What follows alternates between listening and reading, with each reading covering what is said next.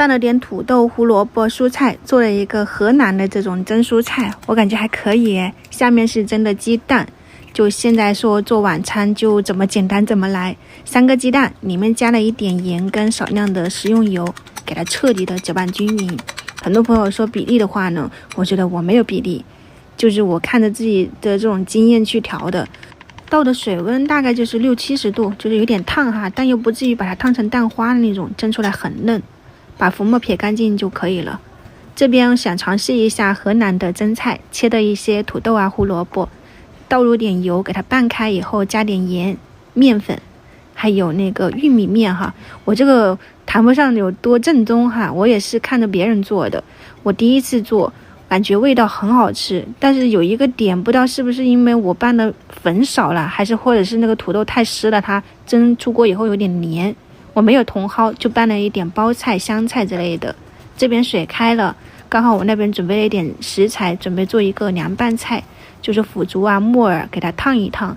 再上锅蒸蛋，还有上面铺了一点笼布。我可能就是放的时候因为多哈，我把它压着，是不是也有这个原因呢？有没有知道的朋友可以分享一下哈，我评论里面稍微的改进一下。然后在蒸的过程中，我这边捣了一下蒜泥，粗一点的放进去做凉拌菜，细一点的加点盐跟香油给它调开，到时候出锅可以吃的时候拌一拌，就感觉挺好的。那边要蒸6到8分钟，趁这个时间把凉拌菜给拌了，调料也都差不多，辣椒、红油啊、蒜末啊、小米辣，还有一些醋啊、生抽、糖、盐，然后再来一点那个味精啥的，我还放了一点花生在里面，倒到菜里面拌开，非常简单的一道凉拌菜。就我觉得夏天吃这个真的很清爽，一些黄瓜呀、木耳，还有腐竹、洋葱、香菜。这边蒸了大概6分钟出锅，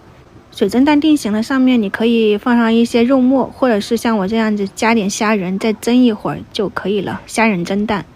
这个蒸菜很好吃，大家可以去尝试，只是我没有做的特别好，因为我看河南的朋友蒸出来是那种一根一根的哈，很分明，我的全部都坨在一起了，下次再改进一下哈，见谅一下。然后这边的水蒸蛋蒸好了以后，你放一点生抽啊、香油拌开。我们今天的晚餐就是这3道菜了哈，供大家参考一下。我特别喜欢吃这个蒸胡萝卜，好甜，你们也去试一下。明天早上再见，拜拜。